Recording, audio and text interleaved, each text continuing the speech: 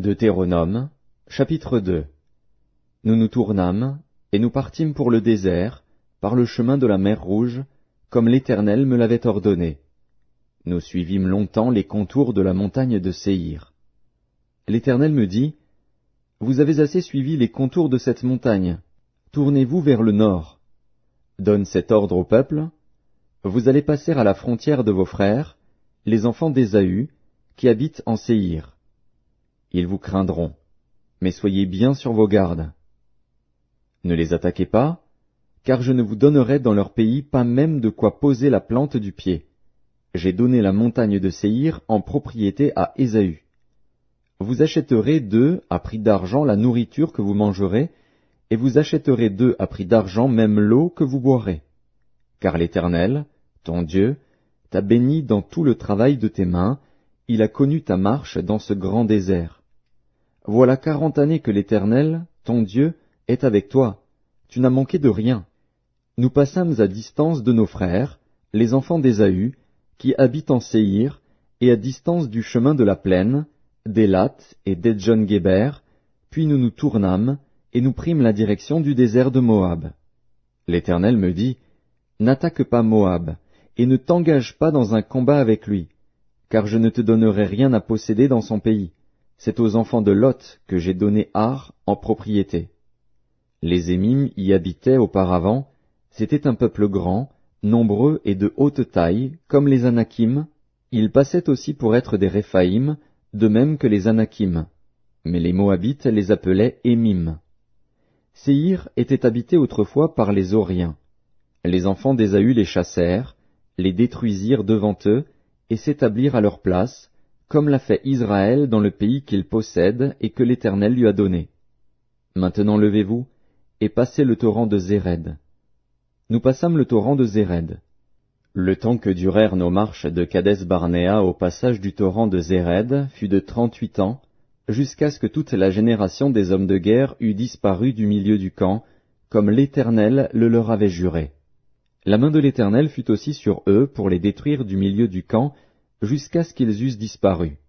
Lorsque tous les hommes de guerre eurent disparu par la mort du milieu du peuple, l'Éternel me parla, et dit, « Tu passeras aujourd'hui la frontière de Moab, à Ar, et tu approcheras des enfants d'Ammon. Ne les attaque pas, et ne t'engage pas dans un combat avec eux, car je ne te donnerai rien à posséder dans le pays des enfants d'Ammon, c'est aux enfants de Lot que je l'ai donné en propriété. » Ce pays passait aussi pour un pays de Réphaïm, des Réphaïm y habitaient auparavant, et les Ammonites les appelaient Zamzumim. C'était un peuple grand, nombreux et de haute taille, comme les Anakim. L'Éternel les détruisit devant les Ammonites, qui les chassèrent et s'établirent à leur place. C'est ainsi que fit l'Éternel pour les enfants d'Ésaü qui habitent en Séhir, quand il détruisit les Horiens devant eux. Ils les chassèrent et s'établirent à leur place, jusqu'à ce jour. Les Aviens, qui habitaient dans des villages jusqu'à Gaza, furent détruits par les Caphtorim, sortis de Caphtor, qui s'établirent à leur place. Levez-vous, partez, et passez le torrent de l'Arnon.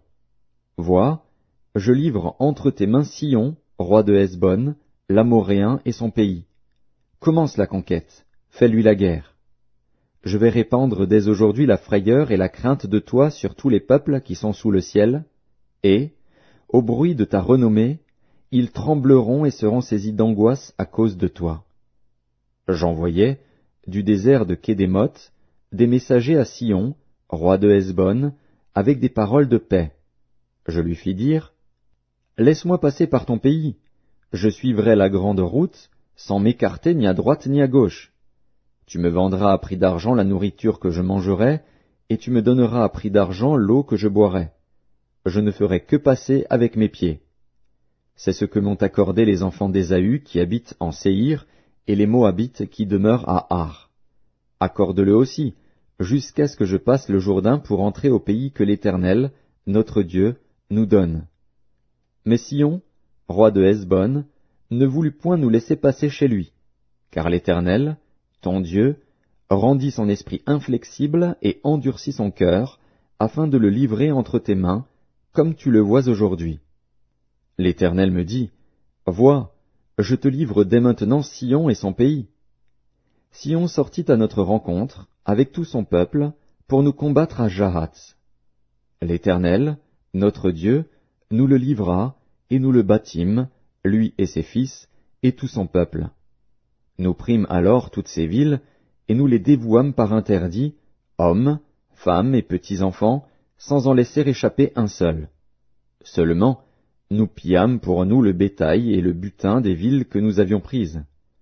Depuis Aroër, sur les bords du torrent de l'Arnon, et la ville qui est dans la vallée, jusqu'à Galaad, il n'y eut pas de ville trop forte pour nous. L'Éternel, notre Dieu, nous livra tout. Mais tu n'approchas point du pays des enfants d'Ammon, de tous les bords du torrent de Jabbok, des villes de la montagne, de tous les lieux que l'Éternel, notre Dieu, t'avait défendu d'attaquer.